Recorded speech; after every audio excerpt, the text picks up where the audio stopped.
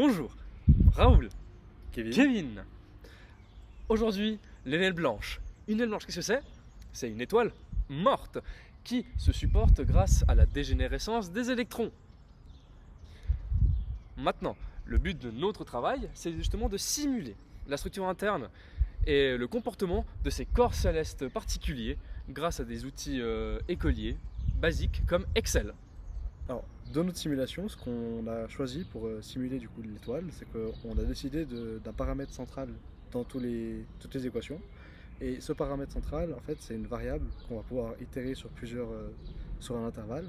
Et c'est cette variable qui va ensuite pouvoir déterminer tous les autres paramètres importants de l'étoile. Donc, en l'occurrence, c'est la densité centrale, donc c'est la densité qui sera vraiment au cœur de l'étoile.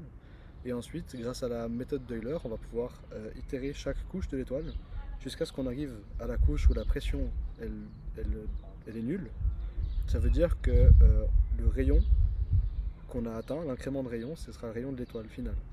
Et donc avec cette méthode, la méthode d'Euler, donc, on peut avoir tous les profils, que ce soit de masse, de densité, d'énergie, etc., au cours du rayon dans une étoile.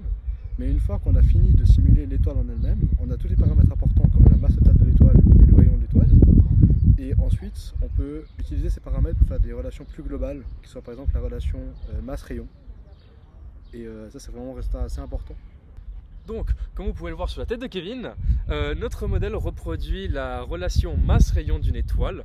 Et on peut voir lorsque la masse atteint 1,4, il y a une sorte de limite qui apparaît, qu'on appelle limite de Chandrasekhar, qui est la limite supérieure à partir de laquelle, normalement, une naine blanche ne peut pas dépasser, à moins qu'il y ait d'autres facteurs comme un champ magnétique ou une rotation.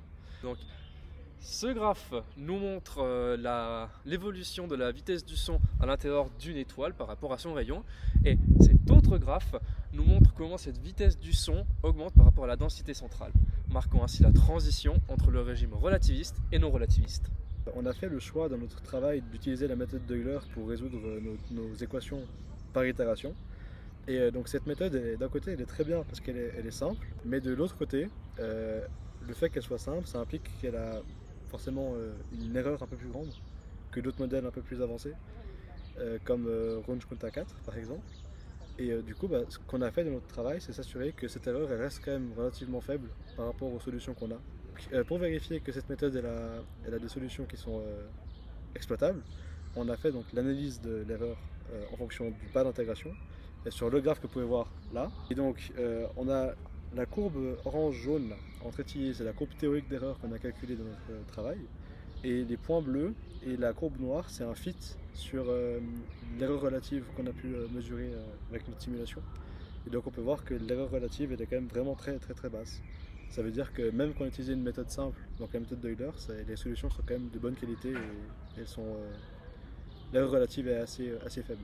Ainsi, pour conclure, on peut voir que grâce à une méthode assez simple basée sur la méthode d'Euler, ainsi qu'en nous reposant sur des équations d'état de Fermi sur la dégénérescence des électrons, on parvient tout de même à faire de l'astrophysique avec des résultats similaires ou même pareils que lorsque l'on fait de la vraie astrophysique.